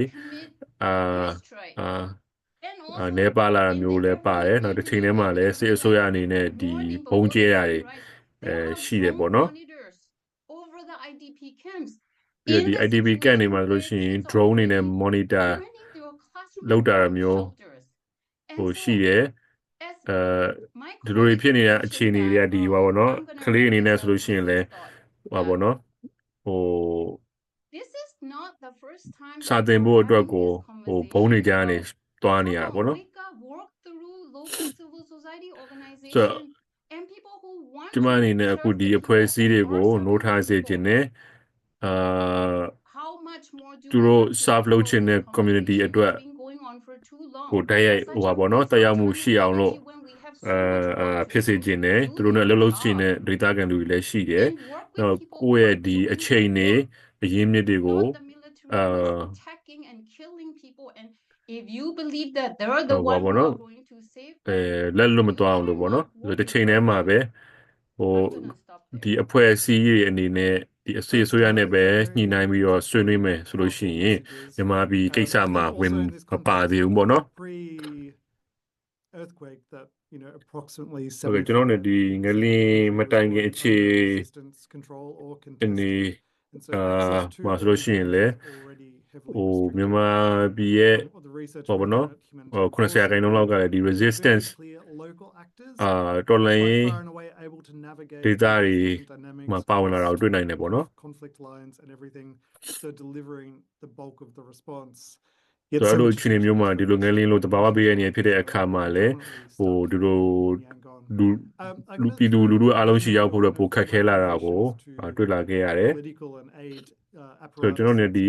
Adelina ဘက်ကိုကျွန်တော်ဆက်သွားခြင်းပါတယ်ဒီဟိုပါဘောနော်လူ့ခွင့်ရေးပိုင်းရောနိုင်ငံရေးပိုင်းရောထောက်ပံ့မှုတွေပေးတဲ့အခါမှာ already been spoken to ဘယ်လိုမျိုးအခြေအနေတွေရှိတယ်လဲ is what is the credible အရှိမနည်းနည်းပြောထား operational ပါတယ် alternative to negotiating with the military? Or in other words, how do you အဓိက suggest ဒီ agencies who are စစ် currently အစိုးရ responding to အနေ the နဲ့ disaster remain operational while also နိုင်ငံတကာ using ဖွဲ့ military? စည်းအနေနဲ့စစ်အ So စိုးရ just keep that in the back of your mind as နဲ့ well. ညှိနှိုင်း given there's ဆွေးနွေးတာတဲ့ later ဆိုင် a တခြား minute ဘယ်လိုမျိုး we'll get to some other questions. ဖြည့်ရှင်းချက်တွေရောရှိအောင်မလဲပေါ့နော်ကျွန်တော်ဒီဗာမယ်များအကြံပေးခြင်းသေးလဲ To actually build on what Stella and many have said So, earlier about ကျွန်မအနေနဲ့ Stella ပြောတဲ့ဟာပဲပြန်ပြီးတော့ access. I ပြော think ခြင်းတယ်ပေါ့နော်အဓိက the external responders, the international community have the ဒီ international wrongly community defined အနေ access. နဲ့ It's really coming from the international တချို့မေးအဖြေတွေက perspective, right? လွဲနေရမျိုးတွေရှိရပေါ့နော်သူတို့ကဒီအပြည်ပြည်ဆိုင်ရာ Access isရှုထောင့်ကနေ defined as ကြည့်တဲ့အတွက် entry အဲ့လိုမျိုးတွေ from ရှိတာမျိုးတွေရှိတတ်တယ် airport or Nabito, either the sea airport and so on and so forth. Well, if you define access ဆိုတော့ as ကျွန်မအနေနဲ့ဒီ you ဟို know, လက်လန်းမီမှုကိုအတိတ်ပဲဖွင့် ways ဆိုမယ် to ဆိုလို့ရှိရင် reach to the very people that you want to ကို help. ရီ You know, that ဟိုပါ will ပေါ့နော် basically ထောက်ပံ့ change ခြင်းတဲ့သူတွေရှိကို the ရောက် way ဖို့အတွက် you စဉ်းစားတဲ့ work, right? Because this is ဟို where UTV စဉ်းစား as မယ် far ဆိုလို့ as ရှိ I ရင် mentioned, work ဟိုပါပေါ့နော် with တွေ့ the ကျွန်တော်တို့ existing တွေ့ခေါ်မှု structures, the ချင်းကပ်မှု local ပုံစံ community ပြောင်းသွားတာကို structures, တွေ့နိုင်တယ် those ပေါ့နော် who the community already ဒီ has. So that's one aspect on access. ကျွန်တော်အနေနဲ့ Now, ဒီ on the community ကယုံကြည်တဲ့ I have လူတွေ been နဲ့တွဲပြီးလုပ်ဖို့ in လို a မယ်ပေါ့နော် debate ဆိုကျွန်မအနေနဲ့ with ဒီဟိုပါပေါ့နော် many ဆွေးနွေးပွဲတစ်ခု humanitarians ဆွေးနွေးမှုတစ်ခုလုပ်ခဲ့ရတယ်ဒီ humanitarian by encouraging them လုပ်တဲ့သူတွေနဲ့ပေါ့နော်စကားပြောခဲ့တာရှိရယ်သူတို့ကပြောတယ် Adelina တဲ့ ဒီ ဒီကယ်ဆယ်ရေးအဖွဲ့တွေကိုစစ်အစိုးရကနေတဆင့်မသွားဖို့ပြောခြင်းဟာဟိုအသက်တွေကိုဟိုပါဘောနော်ကယ်ဆယ်တဲ့အခါမှာထိရမှုမရှိဘူးဆိုကျွန်မတို့ပြောလာတာမျိုးရှိရပေါ့နော် It's really difficult as if that you have to choose, right? But why do the ဒီကိစ္စ young people have to choose? You ခက်ခဲတဲ့အနေဖြစ်တယ် figure it out. I think it's not ဟို only ဘာဖြစ်လို့မြန်မာလူမျိုးတွေအနေနဲ့လက်တလောမှာပေါ့နော်ဟိုဒီလိုဟာမျိုးရွေးချယ်ဖို့လိုတယ်လဲပေါ့နော်အဓိကဟိုဒီ international အဖွဲ့တွေအဖွဲ့အစည်း humanitarian အဖွဲ့အနေနဲ့ဒီလိုဖြည့်ရှင်းချက်တွေကိုလည်းဟိုပါပေါ့နော်ရှာဖွေဖို့လိုမယ်ဟိုဆိုသူတို့အနေနဲ့ဒီသမိုင်းကိုမေ့သွားရုံနဲ့မဟုတ်ဘူးနော်ဒီအဖွဲ့အစည်းအနေနဲ့ lack of imagination and creativity ဟိုပါပေါ့နော်ဟိုဖန်တီးနိုင်မှုစွမ်းအား creativity လည်းနည်းတယ်လို့ကျွန်မပြောချင်တယ်ပေါ့နော် there are many, you know, ဘာလို့ကျွန်မအနေနဲ့ဟိုဒီဟိုကယ်ဆယ်ရေးလုပ်တဲ့အဖွဲ့အစည်းအများကြီးကိုလေးစားပါတယ် including Indonesians, including those အင်ဒိုနီးရှားအဖွဲ့လည်းပါတယ်တခြားနိုင်ငံအဖွဲ့လည်းပါတယ်ပေါ့နော်သူတို့အနေနဲ့ဒီရွယ်ချက်ကောင်းကောင်းရှိတာကိုတွေ့ရပါတယ်လူကောင်းတွေဆိုတော့လည်းကျွန်မတွေ့ရတယ်ပေါ့နော် many of them have left, right? Because အခုဆိုလည်းအများကြီးကထွက်သွားပြီပေါ့နော်နိုင်ငံတွင်းမှာမရှိတော့ဘူး But this is the reason when you have the so-called the privilege of access, this is the more reason that you need to push beyond the access အကြောင်းပြောတဲ့အခါမှာဟိုပါပေါ့နော်ဟို international အဖွဲ့အစည်းအနေနဲ့ဒီဘိုင်းကိုပိုတွန်းအားပေးဖို့လိုတယ်ဒီလိုအခြေအနေမျိုးမှာဟိုပါပေါ့နော်စစ်အစိုးရကိုဟိုပါပေါ့နော်တန်တမန်ရေးရာအနေနဲ့အရင်တိုင်းပဲဆက်သွယ်မလားသို့မဟုတ်ဟိုပေါ့နော်တကယ်ကိုကူညီခြင်းတဲ့သူတွေရှိကိုအကူအညီရအောင်လို့စူးစမ်းမလားပေါ့နော်ဆိုတော့သူတို့ကအပြည့်ခက်ဆယ်ပြောရမယ်အဲ့ဒါတွေကိုကြိုဆိုတဲ့ statement တွေလောက်တာမျိုးရှောင်ရှားတဲ့တယ်ပေါ့နော်ဘာကြောင့်လဲဆိုတော့သူတို့ကဘုံကျဲဒီငလင်းဖြစ်နေတာမှာဘုံကျဲရမျိုးရှိသေးရလေနော် I think that they could be people who negotiated and spoke up about aid obstruction ဆိုကျွန်တော်တို့ ਨੇ ဒီအကြောင်းတွေကိုလူကြားမှာပြောဖို့လိုမယ်ခက်ခဲပြီမဲ့လည်းပြောဖို့လိုမယ်ဆွေးနွေးဖို့လိုမယ်ဒါပေမဲ့တစ်ချိန်တည်းမှာပဲဟိုအဖွဲ့အစည်းတော်တော်များများဂျားနေမှုဆိုတဲ့ခေါင်းစဉ်အောက်မှာတင်ဒီအကြောင်းအရာတွေကပျောက်သွားတယ်လို့ခံစားရတယ်ပေါ့နော်ဆိုတော့သူတို့အနေနဲ့အတူတူရက်တည်ခြင်းနဲ့ဟိုရည်ရွယ်ချက်လည်းကောင်းပေမဲ့ဘာဖြစ်ကုန်လဲဆိုတော့ဒီဂျားနေမှုတွေဘာတွေဆိုတဲ့ idea တွေဂျားမှာပို့ပြီးတော့ရှုပ်လာတယ်ပေါ့နော်ပို့ပြီးတော့ခက်ခဲလာတယ် the ability for us to reimagine and not repeat the past ဒီ ဖန်တီးမှု we can redefine အားကောင်းဖို့လိုမယ် how ဒီသမိုင်းကိုလည်းနားလည်ဖို့လိုမယ် should be done. How we can ဒီမှာ redefine access how အတွက်ဘယ်လိုချင်းကပ်ရမလဲ monitoring in the context of war should be done. Perhaps so ဒီ you know those ဟောဘောနော်စစ်ပွဲ who ဖြစ်နေ have အချိန် the မှာ privilege of access ဘယ်လို should မျိုး go there လုပ်တင်လဲဆိုတော့လည်းကျမတို့ openly and transparently ဆွေး and နွေးတင် report တယ် any atrocities and obstruction. And it is not only your responsibility to the people that you want to save, but also the အဓိကဟို protection ကိုရီ that you should and ကို you can ကို offer ကျင်းတဲ့သူတွေ your မ own ဟုတ်ဘောနော် staff and the ဟိုကိုယ့်ရဲ့ rescuers ဝန်ထ and မ်း the တွေ aid workers. 8 worker တွေကိုလည်း And ဒီ this အကြောင်းအရာတွေ is the time for the relief နဲ့ပတ်သက်ပြီးတော့ you training know, ပေးထား the တင်တယ် rights people to talk to one another, the rights and အခု the အချိန်နဲ့ people, အခုအချိန်ဟာဆိုလို့ in ရှိရင် the အရင် realm ရေး to ကြီး talk အ to ချိန် one another ရောက်နေပါတယ် and reimagine ဟို creatively and don't get ဟိုပါဘောနော်ဒီ lazy, get to work. ဒီမှန်ကန်တဲ့သူတွေနဲ့ I'm going ဖွဲ့စည်း to နဲ့စကားပြောဖို့ကအရင်ကထက် I'm ပို့ပြီးတော့လိုအပ်လာပြီ basically ပေါ့နော် I'm not ဒီမှာပြင်းလို့မရ connecting တော့ from ပါဘူး Jakarta. I'm connecting from Doha, where I ကျွန်မအခု participatedဒို in ဟာမှာ the ပါ conference organized by the Center for Humanitarian Leadership and the Doha Center for Humanitarian Studies. And one of the participants here said that Adelina, ဒီ because I မှာဆိုလို့ asked ရှိရင် him, လည်း right, ဟိုပါဘောနော် participant တယောက်ကျွန်မပြောတာရှိရယ် basically what Uh, the Adelina is- international community has done international is community အနေနဲ့ sentencing the Myanmar people with death penalty. ဒါတွေလုပ်ပြီး They သွား just ပြီးလဲ want ပေါ့နော်အထူးသဖြင့်ဒီ bridging, မြန်မာ yeah, ပြည် for သူ the တွေအပေါ် penalty မှာ to ဒီလို ပုံ happen စံ in the open war prison, waiting for that time. အခြေအနေဘယ်လိုရှိတယ်ပေါ့နော် But what So- the externals have done basically prolonging the waiting time in the open air prison. While you could have actually addressed the issue of death ဆိုတော့ဒီ sentence အဖွဲ့အစည်းအနေနဲ့ or ဒီစစ်အစိုးရကို simply ပြစ်ဒဏ်ပေးမှုတစ်ခုကို violence စောင့်နေတဲ့သဘောမျိုး It's ရှိတယ် basically ပေါ့နော် what ဆိုတော့အဲ့ဒါကိုစောင့်နေ my- အချိန်က my ပုတ်သွားမယ် President, ပေါ့နော် has said, Zainab, that it's like helping orphans while ignoring or even feeding the very source of the problem that made those children being orphaned in the first place. Now, we have lost over 3,000 people, close to ဆိုတော့ 4,000. အခုက after ဟိုပါပေါ့နော် the လူ earthquake, and it could be more. အကလေးအပြီးမှာ After the လူ coup, we have lost 6 တင်မှုတွေ over 3000 4000 6,000, ကျော်လောက် right? ရှိနိုင်တယ် Not including ပြီး the တော့ number အာနာ of casualties တိမ်မှု before, မှာဆိုလို့ရှိရင် not လည်း including the ဟို number of လူ casualties 6000 ကျော် because လောက် of the genocide, because of တ the ရာ death မျိုးတွေရှိရယ်ပြီးတော့အဲ့ဒီ of ရှေ့မှာ the ဆိုလို့ရှိရင်လည်းလူမျိုးလုံးတစ်ဖြတ်မှုတွေရှိရယ် atrocities against the ဟိုပါပေါ့ minorities. နော်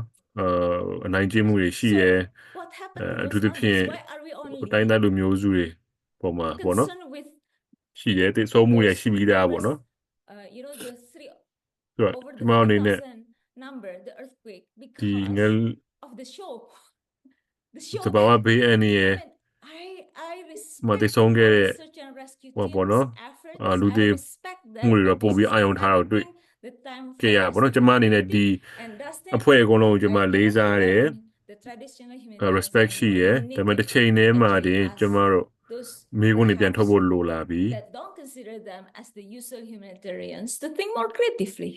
ဟိုအဓိကကျမတို့ဒီရှိပြီးသားစနစ်တွေတွေကနေပဲဝင်ပြီးတော့ချင်းကပ်ဖို့စ조사တဲ့ဆိုင်ကျမတို့ဒီတက်ခွဲထွက်ပြီးတော့ I think this this issue issue around around access access no? is particularly interesting in the way it's framed, as you pointed out, because in ဟုတ်ကဲ့ Myanmar, ပါ a lot ဒီ of ရှုထောင့်လည်းရန်ဆက်ဝင်စားဖို့ကောင်းတယ်ဒီမြန်မာမှာဆိုလို့ရှိရင်လည်းဒီဟိုပါဘောနော်ဟိုလူတွေဟာဒီငွေလွှဲရတွေအပိုင်းမှာလည်းအချင်းချင်းငွေလွှဲမျိုးစုံပုံစံမျိုးစုံနဲ့ငွေလွှဲတာကိုတွေ့ရတယ် international ပြီးတော့ people. So it can be kind of a distraction from the more significant issues at hand. ဆိုတော့ And this ဒီ divergence လူတွေသူတို့ဟာသူတို့နဲ့သူတို့ is ဟိုပါဘောနော် something လှုပ်ဆောင်နေကြတော့တွေ့ရတယ်ဒါပေမဲ့ဒီ international and it's always a bitဖွဲ့ baffling of how amongst donors, amongst a lot of different စီးတွေအနေ organizations, နဲ့ဆိုလို့ရှိရင်လည်းဥမာဒိုနာအနေနဲ့ဆိုလို့ရှိရင်လည်းတိတ်မရှင်းတာမျိုးရှိရပေါ့နော် And there's very little kind of bringing it together. So I think you raised So, some really through- valid points there, and something we want to. အဖွဲ့အစည်းအနေနဲ့လည်းဟိုပါဘောနော်ဟိုအချင်းချင်းပူးတွဲလှုပ်ဆောင်မှုနဲ့ပါရတဲ့တစ်ခါလေဘာဖြစ်နေလဲဆိုတာကို But Well, there's no? a kind of more Lila operational ra piece khak khe which I bo, think no? is interesting. ဆိုကျွန်မ And မှာ so ကျွန်တော်မှာဒီ how မေးခွန်း do ရှိပါတယ် or can you talk about localized humanitarian action and avoiding divergence Dima. to non-state ဟိုဘောနော် armed ဒီ groups? What does it humanitarian mean, action လုပ်ဖို့ for mutual aid actors? ရှိပါသ I လား think နောက် there's ပြီးဒီ maybe a caveat here as well mutual with aid the framing လုပ်နေ of သူတွေအတွက်ကော local ဘယ်လို armed groups, because they're also as ဝင် you လောက်ရ talk မလဲ about ethnic ပြီးတော့ resistance တခြား organizations are not ဟောဘောနော် local လက်နက် armed ကိုင် groups, ဖွဲ့ but စည်း are လည်းရှိသေးတယ်ပေါ့နော် longstanding governance service state providers across much of the country that have been delivering နောက်တစ် services ခြားအာဏာရှင် for လည်းရှိသေးတယ် decades. So we need to be cautious in how we frame these ဆိုတော့ကျွန်တော်အနေနဲ့ဒီ highly heterogeneous, diverse group of armed actors. ဒီလိုမျိုးအဖွဲ့အစည်း Stella and Manny တွေ about စုံ some တဲ့ of these အတွက် concerns ဟိုတွေပြောတဲ့ or ပုံစံက how လည်းသတိထားဖို့ issues or လိုတာလည်းသ problems ဘောပေါက်တယ် around ပေါ့နော် aid diversion towards I different don't- groups. Thanks. အခုဒီလိုအဖွဲ့အစည်းအတွက်ဟိုပါပေါ့နော် Stella, I'll go first ထောက်ပံ့မှု just so တွေ I can leave you more room to talk about. But I think again here in ဘယ်လို lies the မျိုး issue share လုပ်ရမလဲ of ပေါ့နော်ဆိုတော့ identification of the non-state actor, right? Non-state So, group. I think that's a ကျွန်တော် that's လည်း a အစိုးရ point that မဟုတ် needs to တဲ့ be made that at အဖွဲ့ this အစ point ည်း in လက်နက်ကိုင် time, အဖွဲ့အစည်းလည်း some ရှိရ of ပေါ့ these နော် non-state အာဏာ armed ရှင်တွေ groups ရှိရ are our legitimate partners. They have ဆိုတော့တချို့ been သော people, ဟို they have supported ဒီ people, တိုင်းရင်းသားလက်နက် they've တချို့သောလက်နက်ကိုင် delivered အဖွဲ့အစည်းဆို services ကျမ to တို့ရဲ့ people, and partner တွေလို့လည်း we're ပြောလို့ရ not ပါဘူးသူတို့အနေနဲ့ being သူတို့ရဲ့ held down community by this မှာရှိတဲ့လူတွေသူတို့ထောက်ပံ့နေအောင်ကျမတို့တွေ့နိုင်တယ်ပေါ့နော် conventional ideation ဆိုတော့ of what it ကျ means မ to အနေနဲ့ work ဒီ with a ဟို non-state ပါပေါ့ armed နော် group တ because ခြား it's not the ဟို same context in Myanmar. When I was a ဒီ journalist မှာ and I had သုံး to နေတဲ့ cross standard over ချင်းကပ်မှုတိုင်း from ကျမတို့တွားလို့မရဘူးဘာလို့လဲမြန်မာအခြေအနေကရှုပ်ထွေးရအတွက်ပေါ့နော် freely ကျမ to တို့နေ what was ကျမအရင် considered တော့ a black zone or a brown zone. journalist I wasn't အနေ afraid နဲ့ of non-state armed actors. I was afraid of the လုပ်ခဲ့တော့ military ဟိုပါပေါ့နော် arresting me ဟို or ကျမတို့ worse, ကို you know, အညိုရောင်အဆင့် I အမဲရောင်စနစ် within အဆင့်ဆိုပြီး an တော့ ethnic armed ဒီ group လက်နက် area, a ကိုင် territory ဟိုပါပေါ့နော် where there was a အဖွဲ့အစည်း non-state armed နေရာ actor မှာမတွားသေးဘူးဆိုတော့ present and ပြောတာမျိုးတွေရှိရဲဒါပေမဲ့အဲ့ဒီချိန်တွေကလည်းကျမအနေနဲ့ evidence ကျမဒီ of စစ်အစိုးရ war. ကိုပို့ပြီးတော့ And this is how ဟို people ကြောက် in ခဲ့ပေါ့ Myanmar နော် feel. So ဒါပေမဲ့ကျမအနေနဲ့ဟာအစိုးရစစ်အစိုးရပို့ကြောက်ပြီးတော့ and you've ဒီ heard လက် this နက်ကိုင် before, the ဒေသတွေမှာ terrorist သူတို့ဒေသကိုပဲ military, ကာကွယ်နေ they ဖြစ် are တဲ့ the အတွက် ones that အဲ့ people fear. နေရာ They are the ones that ဒီ people မှာကျမ believe ပို့ပြီးလုံခြုံမှု legitimizing ခံစားခဲ့ရပါဘောနော်ဒါက recognize မြန်မာပြည်ကလူအများစုတွေတော်တော်ကြုံတွေ့နေရတဲ့ We have အခြေအနေဖြစ်တယ် decades of evidence ဘာကြောင့်လဲဆိုတော့ to show စစ်အစိုးရအနေနဲ့က can actually ဒီ be နှစ်ဆယ်စုနှစ်ပေါင်း legitimate များစွာ in their models of ဟိုပါ governance. ပေါ့နော် They've proven that they are trusted allies ဖိနှိပ်မှု when တွေ it comes to aid. ရှိခဲ့ And တယ် now we're working တစ်ချိန်တည်းမှာပဲဒီလိုမျိုးဟိုပါပေါ့နော်တိုင်းရင်းသားဒေသက very လက်နက်ကိုင်အဖွဲ့အစည်းအနေနဲ့လည်းတခုခုအနေနဲ့ကြုံကြိုက်လာပြီဆိုလို့ရှိရင်သူတို့ရဲ့ community ကိုသူတို့ပြန်ပြီးတော့ကြည့်ရဲဆိုတာကိုဟိုကျမတို့ထင်ရှားရှားတွေ့ရတယ်ပေါ့နော် အားကြောင့်မလို့ တစ်ချိန်တည်းမှာလည်းဒီဥပဒေပိုင်းကိုလည်းကျွန်မနားလဲပေါ့နော်ဒီငွေလွှဲတဲ့အပိုင်းတော့ဟိုသဘောတူစာချုပ်အပိုင်းနေနောက်ပြီးတော့ humanitarian ကိစ္စတွေမှာထားတဲ့တန်ဖိုးတွေအကြောင်းလည်းကျွန်တော်နားလဲပေါ့နော်ဒါပေမဲ့တစ်ချိန်တည်းမှာပဲဟိုဒီလက်တော်ဖြစ်နေတဲ့ကိစ္စတွေကိုကျွန်တော်လှည့်လို့ရှိလို့မရဘူးဟိုပါပေါ့နော်ဟိုပို့ပြီးတော့ဆွေးနွေးဖို့လိုမယ်ပြီးတော့ဒီ local ဘိုင်းမှာရှိနေတဲ့ဒီလိုတခြားအစိုးရမဟုတ်တဲ့အဖွဲ့အစည်းတွေဟိုနည်းနည်းဘယ်လိုမျိုးကင်တွယ်ပြီးတော့လှုပ်ဆောင်အောင်လဲဆိုတော့ကျွန်တော်တို့ပို့ပြီးဆွေးနွေးဖို့လိုလာပြီပြီးတော့ဒီလူတွေ that decides where we think the money should go to. ဒီမှာဟိုပါတော့ကျွန်တော်အနေနဲ့ကိုငွေဟိုပါနော်ငွေကိုရောက်တဲ့နေရာကိုရအောင်လို့ကျွန်တော်တို့စပြီးတော့အဲ့အပိုင်းကို UTV စဉ်းစားဖို့လိုပြီပေါ့နော် Okay ကျေးဇူးပါမန်နီနဲ့အက်ဒလီနာကိုလည်းကျွန်မကျေးဇူးတင်ပါတယ် ဒီကတာဝန်မှုတာဝန်ခံမှုအပိုင်းကိုလည်းပြောချင်တယ်ပို့ပြီးတော့အဲ့ပိုင်းမှာပို့ပြီးအကောင့်ဖို့လိုတယ်ပေါ့နော်ဥပမာဆိုရှင်ချင်း Human Rights Organization တခုမှာဆိုလို့ရှိရင် documenting right ဟို documentation သူတို့အဖွဲ့ဟာဟိုပါနော် Human Rights ကိုဟိုမှတ်တမ်းတင်တဲ့အဖွဲ့အနေနဲ့စတင်ခဲ့တယ်ပေါ့နော် in their hometowns and in their သူတို့ရဲ့ but then data မှာပေါ့နော်စေဆိုရကျူးလွန်ခဲ့တဲ့ဟာတွေကို document လုပ်ဖို့အတွက်စခဲ့တယ်ပေါ့နော်ဒါပေမဲ့တစ်ချိန်တည်းမှာပဲအဲ့ရနေစလိုက်တာဟာဒီ humanitarian aid ကိုဟိုပါပေါ့နော်လုပ်တဲ့အပိုင်းတွေလည်းသူတို့အခုလုပ်လာပြီပေါ့နော်စေဆိုရအနေနဲ့စေဆိုရရဲ့ဘုံကျေမှုကြောင့်ခံရတဲ့သူတို့မဟုတ်စေဆိုရရဲ့တိုက်ခိုက်မှုကြောင့်ထွက်ပြေးရတဲ့သူတွေကိုနဲ့ဆက်သွယ်တဲ့အခါမှာကျွန်မအနေနဲ့အရင်ဆုံးလိုအပ်လာတာဟိုပါဘောနော်ဒီ documentation အရင်လုပ်ဖို့တဲ့သူတို့အတွက်ဟိုပါဘောနော်ကျမဝန်ဆောင်မှုဘာတွေပေးရမလဲဘာတွေလိုအပ်လဲဆိုတဲ့မိကုန်းနေကိစ္စရေးကြီးလာပါဘောနော်အဲ့ရနေစပြီးတော့ဟို and ဟိုပါဘောနော် everything ဒီ is ကျွန်မ compartmentalized. ဒီ organization ဟာ humanitarian ကိစ္စတွေလုပ်တဲ့ organization တွေဖြစ်လာခဲ့တယ်ပေါ့နော် community in Myanmar working, taking care of each other, ဆိုတော့တော်တော်များများဒီမှာ communal, right? လုံနေတဲ့သူတွေအနေနဲ့ဆိုလို့ရှိရင်လေဒီလိုကိစ္စတွေလုပ်မယ်ဆိုလို့ရှိရင်ဟိုထားထားတဲ့စနစ်တွေကဘယ်လောက်ထိရှုပ်ထွေးလဲဆိုတာကိုကျွန်တော်သိရဲအကြောင်းတစ်ချိန်တည်းမှာပဲဒီလိုကြားတဲ့ဟိုပါဘောနော်ဒီလိုဟို local ကထွက်လာတဲ့အဖွဲ့အစည်းတွေ organization တွေအနေနဲ့သူတို့ဟာ for them to continue working the work they have to do. ဟိုပါဘောနော်သူတို့အနေနဲ့သူတို့နေထိုင်တဲ့ community ရဲ့လူတွေအတွက်သူတို့ပြန်ပြီးတော့ကြည်ပေးတယ်ဆိုတာထင်ရှားတယ်ပေါ့နော်အဲကြောင့်ကျွန်တော်ဒီအပိုင်းကိုလည်းကျွန်တော်တို့အလေးပေးဖို့လိုပါမယ်ဟိုဒီအနောက်တိုင်းနိုင်ငံတွေအနေနဲ့လည်းဒီလူတွေကိုဟိုပို့ပြီးတော့ဟိုပါဘောနော်ထိတွေ့မှုရှိဖို့လိုမယ် But they are also doing exactly about, this system နားလည်အောင် of ပို့ကြိုးစားဖို့လိုမယ် accountability and responsibility ဆိုတော့ and ဒီ transparency. local organization တွေအနေနဲ့ဘယ်လိုတာဝန်မှုတာဝန်ခံမှုရှိရမလဲဆိုတာသူတို့နားလည်တယ်ဘယ်လိုမျိုးပွင့်လင်းမြင်သာမှုရှိရမယ်ဆိုတာနားလည်ပေါ့နော် is required that allow you to identify structural processes undermining state criminality in Myanmar and recognize indigenous and ethnic governance and their way of ဒီ working. ဘာဘောနော်ဒီတိုင်းသားဒေသဘိုင်းမှာရှိတဲ့ looking after each အုပ်ချုပ်မှုအပိုင်းကိုလည်း of their ကျွန်တော်တို့ဆက်ပြီးတော့ and also that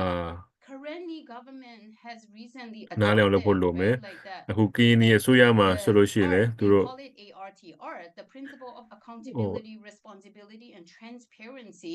as ဆိုတော့ the foundation. ARDR ဆိုပြီးခေါ်ရပါတော့အဓိကဟိုပါဘောနော် This is ဟို that principle is တာဝန်မှုတာဝန် applied ခံမှုနဲ့ပွင့်လင်းမြင်သာမှုရှိရဲ့ service delivery in everything they do. idea ကိုသူတို့ base လုပ်ပြီးတော့ကရင်နီ that Ma. Kachin KIO, Kachin အစိုးရဖြစ်အစိုးရဖွဲ့ဖြစ်အောင်လုပ်နေတာမျိုးရှိရပေါ့နော် civil society organization, Kachin civil ဆို society. တော့ကရင်နီမှာနေမဟုတ်ဘောနော်ကချင်မှာဆိုလို့ရှိရင်လည်း CBO တွေ CS တွေနဲ့လောက်တာတွေအများကြီးရှိရပေါ့နော်အဓိကဒီလိုအပ်တဲ့လူတွေရှိတကယ်ရအောင်လောက်တာမျိုးတွေရှိရ have not received, any direct or efficient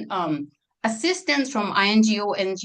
and UN since ဆိုတော့ဒီ 2016. when the 2016ဒီလိုတချို့တွေတိုင်းမှာ2016တည်းက INGO NGO ရှိရအထောက်ပံ့နေမရတွေရှိရပေါ့နော်ဘာလို့လဲဆိုတော့ဒီဒေတာတွေကို as many also mentioned, international ထောက်ပံ့မှုမရအောင်တားဆီးထားတာမျိုးရှိလို့ပေါ့နော်အဲကြောင့်မို့လို့ လူတွေအနေနဲ့ဆယ်စုနှစ်များစွာဒီလိုမျိုးကိစ္စတွေကြုံခဲ့ရများပြီဆိုတော့တစ်ချိန်တည်းမှာပဲလူတွေအနေနဲ့တယောက်တစ်ယောက်အချင်းချင်းပြန်ဖေးမှတယ်ဆိုတော့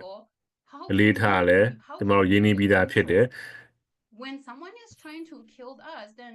it was ဆိုတော့ဒီ humanitarian အဖွဲ့အနေနဲ့လဲ to support each ဟို other ကျွန်တော်တို့ဒီ journey to this ဝါဒီကိုဘယ်လိုမျိုးကျွန်တော်တို့ဘယ်လိုကင်ဆောင်ထားမလဲပေါ့နော် this needs like how do you support them how do you support အ them ဓိကဒီမှာကွဲပြားဆောင်လင်းဟိုပေါ့နော် ဟိုလိုအပ်မှုတွေရှိတယ် India but much more so our the settlement is ဟိုမှာကချင်ဆိုလို့ရှိရင်အိန္ဒိယနဲ့ China နဲ့တရုတ်နဲ့ပိုနီးရယ် that can be figured ဆိုတော့ out အဲ့ဘက်ကနေ civil society ဝင်လို့ရရမျိုးတွေလည်းရှိနိုင်ပါဥပမာပေါ့နော်ဆိုတော့ 3-4 decades to take care of each other and currently ဒီအဖွဲ့ဒီ community ဆိုလို့ရှိရင်လည်းအချင်းချင်းနှစ်30 40နှစ်ဆက်စုနှစ်ပေါင်းများကအချင်းချင်းကူညီနေကြပါတော့နော်ကရင်နီဆိုလို့ရှိရင်လည်းtime ဘက်မှာ access တွေရှိရပေါ့နော် cash is important and we can buy ဥပမာဟို time ဘက်ကနေဝင်တဲ့ငွေကအရေးကြီးရပေါ့နော်ဆိုတော့ငွေရလို့ရှိရင် they do not prefer cash because it's easy ငွေရှိလို့ရှိရင် the item and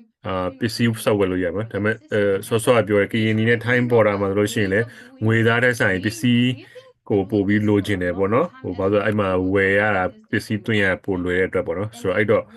ဟိုလိုအပ်မှုတွေပုံစံတွေကမတူဘူးပေါ့နော် if we're with just an ounce of respect for their knowledge right working knowledge and institutional ကျွန် memory တော်နဲ့ဒီအဖွဲ့အစည်းတွေကိုကျွန်တော်တို့ and it doesn't Oh. have to be through Yangon or Naypyidaw so I'm just going to ကျွန် stop တော်တို့ဟိုပါပေါ့နော်ဦးစားပေးဖို့လိုမယ်ဒီရန်ကုန်နဲ့နေပြီးတော့တင်ဖြစ်စီရမလို့ပေါ့နော် An important comment as well in the sideline is also the issue or concerns around Ima. outsourcing all the work Voilà. to local actors without necessary security and safety, and how that also puts a lot of local actors at risk. And I think there's a dynamic where Sure. they are often operating in the most high risk areas, and this is a common misconception that local actors are less reliable despite them having to work in the most acutely difficult places. So I think that was a very good comment of needing to Okay, work but in the solidarity, not or do or bueno local actors. အဓိကအားလုံးလည်းဟိုကပေါင်းပြီးလုပ်တဲ့အခါမှာ then we'll ဟိုဘောနော်ဒီ maybe local talk actor တွေ about ပါ that. ထည့်သွင်းပြီး And I think this has been ဆွေးနွေးတဲ့အပိုင်းလို့လည်းပြောရ weave this Yeah, into well, some final comments and maybe start with Adelina. so ကျွန်တော်ပြီး This ဟို question here comment about တွေ what is left for us ဟိုတစ် now ချက်သွား in ခြင်း a တယ်ပေါ့နော် practical manner for saving lives and recovery. I'd say maybe emphasizing particularly the recovery aspect. Various emergency အဓိ funds က are activated. recovery Countries အပိုင်းကို are မိတိုင်းမိကိုတစ်ခုရှိပါတယ် committing millions of dollars. So what are kind of the next ဒီ steps? မှာဟိုဘောနော် Um, ဒေါ်လာ what နဲ့ can တန်းနဲ့ we ချီဝင်တာတွေ take ရှိတယ် away there as we go from life-saving moment to that kind of early recovery phase? ဆိုတော့အခု Thanks. အသက်ကေသေးပိုင်းနောက်ပိုင်းအခုဒါ recovery ပေါ့နော်ပြန်လဲထူထောင်ရေးပိုင်း Thank you, စနေပြီပေါ့ Adelina, နော် for အဲ့ that တော့ question. I have been ဒီပိုင်းနဲ့ also ပတ်သက်ပြီးမေးချင်ပါတယ် restless, thinking about the recovery because when ဟုတ်ကဲ့ကျွန်မ we လည်း talk ဒီ about recovery ပိုင်းကိုတွေ့ရရလဲ in နားချိန် in မ a ရဘူးပေါ့နော် normal situation, not in conflict, we're normally So talking that- about billions of US dollar. And ဘာဝ that will ဘေး require heavy အဲ့ machinery ဒီ that ပုံ will မှန် require, အခြေအနေလည်းမဟုတ်ဘူးပေါ့နော် strength in terms of ပုံမှန်ဆိုရင်ဒေါ်လာ loans. တန်းနဲ့ချီပြီးတော့လိုအပ်တယ် ပတ်စံ and ချီဖို့ so လိုအပ်တယ်ပေါ့နော် forth, the big actors and all that. But I'm really afraid, right, that ဆိုကျွန်မအနေနဲ့အခု whatever ကြောက်ရွံ့ efforts နေရ are တာရှိရ going ပေါ့နော် to be made into rebuilding Myanmar, ဒီမှာ the ဒီ area မြန်မာ of ကိုပြန်ပြီးတော့ ပြန်ပြီး affected ထူထောင်တဲ့ by အခါမှာ will be used as kind of like peace dividends or incentive to push the so-called opposition or resistance movement to rush the peace negotiation. I have started hearing about, ဒီ perhaps ငြိမ်းချမ်းရေး after စာ the ချုပ် earthquake, it is time, perhaps we talk about peace and အကြောင်း reconciliation. ပြောတဲ့အခါမှာ Have you not learned about what happened in the past with the အခု defunct ငလင်းဖြစ်တယ်ဆိုတော့ဒီရင်ကြားစိတ်ပိုင်း ceasefire ကိုလည်း agreement and the failures and ဆွေးနွေးမှုတွေရှိတာကိုတွေ့ရတယ်ပေါ့နော် the broken ဒါပေမဲ့တစ်ချိန် promises တည်းမှာပဲ of ဒီ friend အ to ရှိ the ရ minorities through the တမိုင်းမှာ so-called ကြုံခဲ့ရ peace တဲ့အများကြီးရှိရပေါ့နော် dividend, only to have whatever peace towns being destroyed. So this ဒီ is ပြစ်ခတ် what ရိုက်စိတ် I'm ငြိမ်းချမ်းရေးစာချုပ်ချုပ်ဝေမဲ့လည်းဒီ the ဒေသတွေမှာ recovery ပြန်ပြီးတော့စစ်ပွဲဖြစ်တဲ့ is going to be ဟာတွေအများကြီးရှိရပေါ့နော် basically ဥပမာတွေအများကြီးရှိရနမူနာတွေအများကြီးရှိရ push ဆိုတော့ကျွန်တော်ဒါတွေကိုမေ့လို့မရဘူး push the Myanmar people into another cycle of peace ဒီကျွန်တော်အခု negotiation. ဒီချင်းကမှုပုံစံတိုင်းပဲ And သွား again, မယ်ဆိုလို့ရှိရင် I'm မြန်မာ forgetting what ဟိုပါပေါ့ happened နော် in မြန်မာ this. လူထုတွေဒီနဲ့ဒီဟိုပါပေါ့နော်ငြိမ်းချမ်းရေးစာချုပ် So I guess တန်တရားလဲနေမှာပေါ့နော် there have been like some messages coming in, and I get a bit distracted. Sorry for that. ဒီမှာ Daphne. message တချို့လဲ I think it ဝင်လာ is ကြမှာနည်းနည်း really အနောက်ဆက်ပြသွားတယ် sorry important ပါ for whoever planning for the recovery stage. You should talk to those who have experience, ဆိုတော့ဟိုပါပေါ့နော် You know, အတွေ့အကြုံရှိပြီးသားသူတွေနဲ့ကျွန်တော်တို့စကားပြောတင်တယ်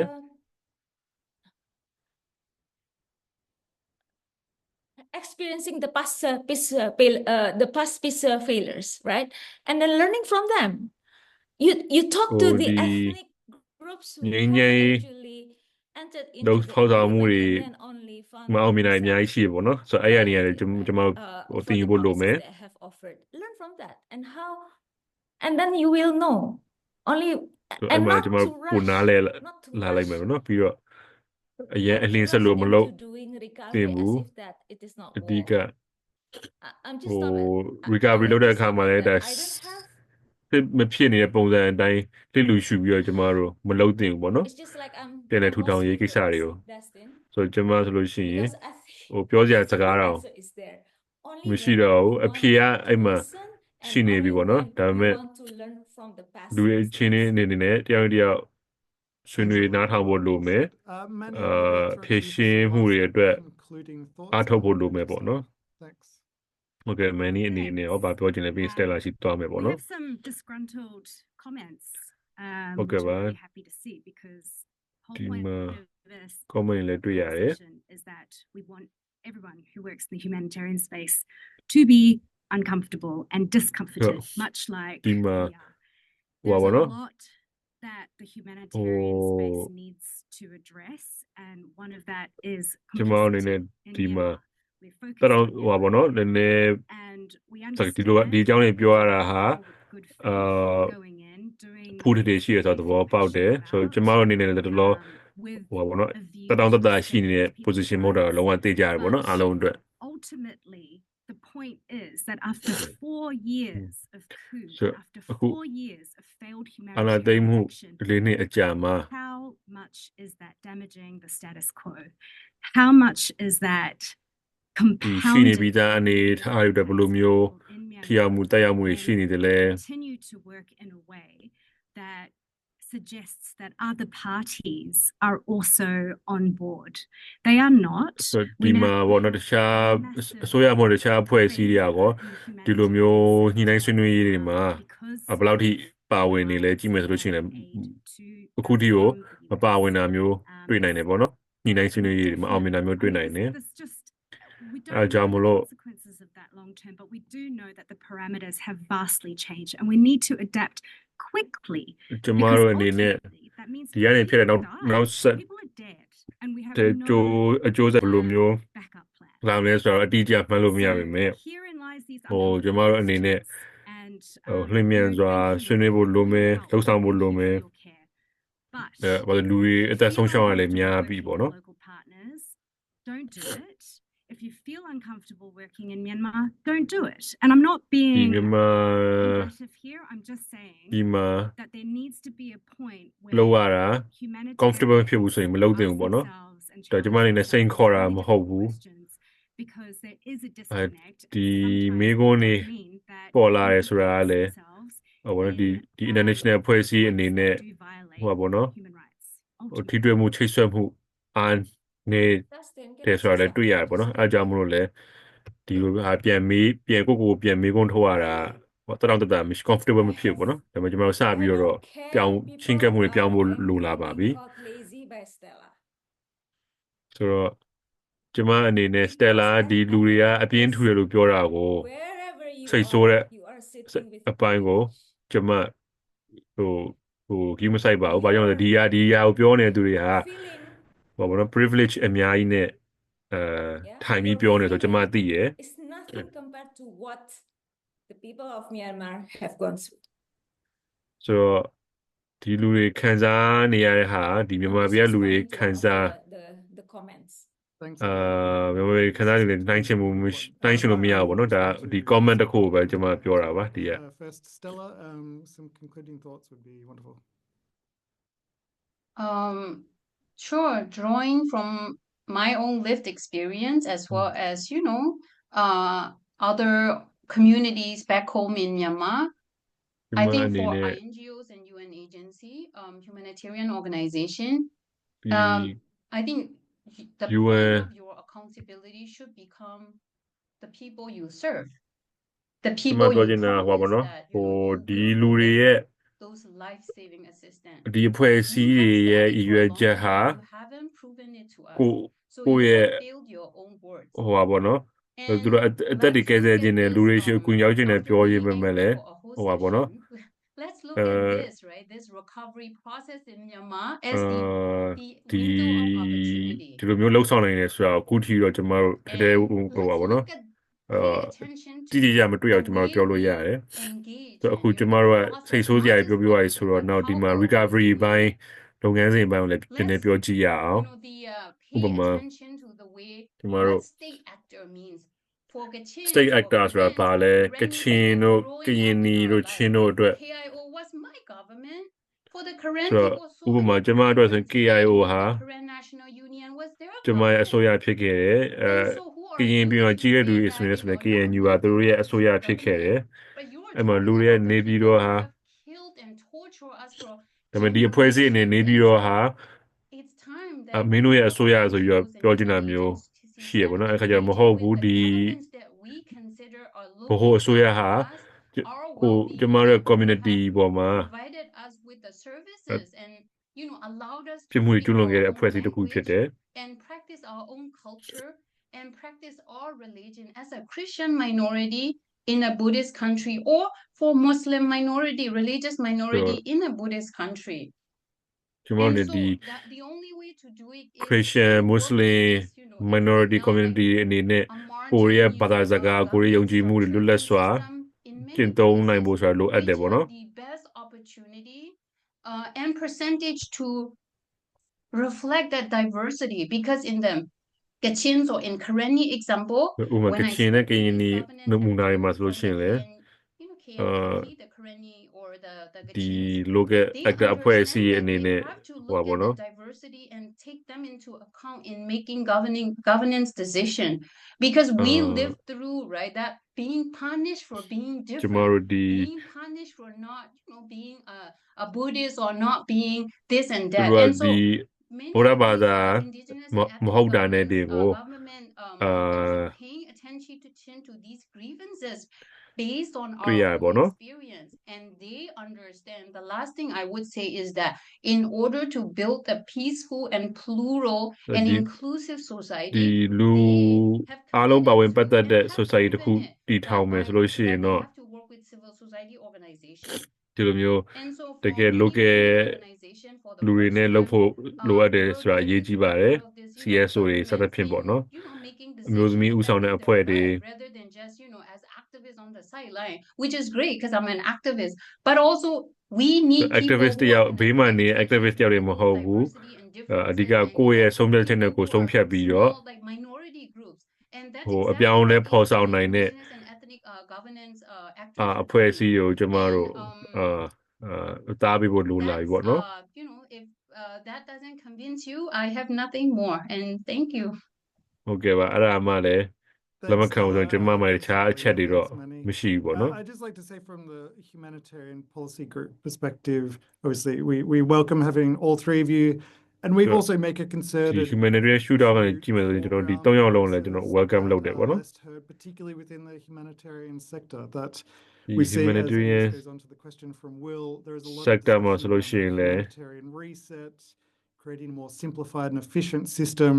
There is a lot of global discussions going on behind very closed doors, and a lot of voices and inputs, particularly from local and national actors, are being excluded from this huge moments of reform or change, or maybe ဒီလိုအချိန်မျိုးမှာ stable အခု setting ဟွာပေါ့ within နော် the ဟိုပြန်လဲ humanitarian sector. The humanitarian policy ပြန်လဲ takes an active decision to bring အဖြေ together ပြန်ရှာမျိုးတွေ different ဖြည့်ချင်းတဲ့ပြန်ရှာမျိုးတွေ perspectives, want to engage မတူညီတဲ့အမြင်တွေ encourage ဒါတွေကျွန်တော်တို့ပြန် dialogue ပြီးတော့ with rights actors, ဟို humanitarian ပြန်သုံးသပ် actors, and ဟို so လို we မယ်ထင် really တယ် welcome all the contributions နော်ဒီမှာ today. ဒီလိုမျိုး In ဒီနေ့ reference to the လာပြီး question တော့ around ဆွေး the နွေးပေးတဲ့ humanitarian အတွက်လည်း reset, ကျေးဇူးတင်တယ်ပေါ့နော် in my eyes, and I think this would be the same for the panelists, a lot of the questions here, and this relates to a question that's just popped up, ဒီက is မိ that ကုန်း the တွေမှာဆိုလို့ relevance ရှိ of ရင်လ what's ည်း going on in Myanmar is acutely relevant to what's happening in Gaza in terms of violence against population and atrocities ဒီ and lack of ဟို respect ပေါ့နော် for ဒီလိုမျိုးဖြစ်နေတဲ့ humanitarians, ကိစ္စတွေဆိုရင်ကျွန်တော်တို့ ဂါဇာတို့တခြားကိစ္စဒေသမှာတခြားကမ္ဘာမှာဖြစ်နေတဲ့ issue တွေနဲ့လည်းချိတ်ဆက်တွေရှိနေတာမျိုးတွေဖြစ်နိုင်တယ်ပေါ့နော် around very short-term interventions. ဒီကကျွန်တော်တော်တော်အခု 90% of crises are now protracted, contested governance is a acute humanitarian dynamic ကိစ္စတွေ within မှာဆိုလို့ Myanmar, ရှိရင်လည်း and the resistance holds far more legitimacy and far more territory than the military. So we have this focus and preoccupation on အခုဒီ military မြန်မာကိစ္စကိုကြည့်မယ်ဆိုလို့ရှိရင် long-term solution ဟို or ဒေသခံအဖွဲ့အစည်းတွေ around the ပိုပြီး resistance ထိရောက်တဲ့လှုပ်ဆောင်မှုတွေ to လှုပ်ဆောင်နိုင်တယ်ဆိုတော့ military control in the ဟို country and ကျွန် hold တော် the တို့တွေ့နေ military ရတယ် to ပေါ့နော် account. စေအစိုးရတဲ့ So theဆိုင် more that humanitarian actors can align with this direction, which is အဲကြောင့် not မ my လို့အခုဒီ direction, but what humanitarian the actor တွေ population အနေ of နဲ့ the Myanmar population is pushing for, the better we humanitarian can actor တွေ bring that as international ဒီ actors, as မြန်မာ humanitarian လူဦးရေ actors, အနေနဲ့ political လည်း aid engagement, the better. And this goes for a lot of other contexts as well. So being able to navigate, as we say in Australia, being able to walk and chew gum at the same time. We can work on humanitarian response. We can also address the key ပို့ drivers တွေ့ of နိုင်မယ်ဆိုရှင် crisis. ပို့ပြီးတော့ But အားကောင်း thank တဲ့ you ဖြစ် all စဉ်ချက်တွေ for ထွက်လာမယ်လို့ထင်တယ်ပေါ့နော် အဓိက engagement, ဒီ online. There is a form humanitarian for စနစ် feedback, ကော which we ဒီကျွန်တော်တို့ဒီ encourage everybody to provide ဟိုပါပေါ့နော် feedback. ဒီအဖွဲ့အစည်းတွေ Also, we are a think tank and we're not အနေနဲ့ထိရောက်မှုရှိအောင်ဘယ်လိုလုပ်ရမလဲဆိုတော့ကျွန်တော်တို့ဟိုပါဘောနော် UTB ဆွေးနွေးမယ်ဆိုလို့ရှိရင်ပို့ပြီးတော့အားကောင်းနိုင်ပါတယ်ပြီးတော့ဒီမှာဟို form တစ်ခုရှိပါတယ် So I hope it's been ဒီ a useful session for people and iPhone လည်းဖြည့်လို့ရပါတယ်နောက်ပြီးဒီမှာငလင်းဟိုကိုယ့်အတွေ့အကြုံ define မှာဖြည့်လို့ရတယ်နောက်ဒီငလင်းရဲ့အတွက်လည်းဟိုပါဘောနော်ဒီ idea တွေကိုလာပြီးတော့ဆွေးနွေးပြီးတော့လည်းကျေးဇူးတင်ပါတယ်နော်ဒီကနေအားကောင်းတဲ့မြန်မာပြည်ထဲမှာအားကောင်းတဲ့ humanitarian support တွေရနိုင်မယ်လို့လည်းမျှော်လင့်ပါတယ်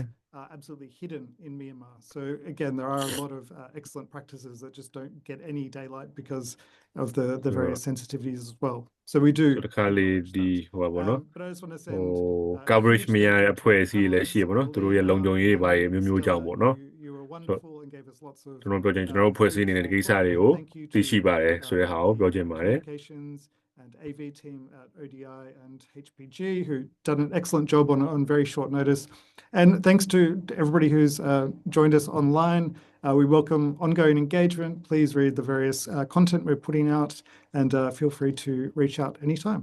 We'll leave it there. ဟုတ်ကဲ့ပါကျွန်တော်တို့ဒီအထုံး content လည်းရှိပါတယ်ဒါနဲ့ပတ်သက်ပြီး update တွေလိုချင်နေဆိုလို့ရှိရင်လည်းကျွန်တော်တို့အချိန်မီဆက်သွယ်လို့ရပါတယ်เนาะအားလုံးကျေးဇူးတင်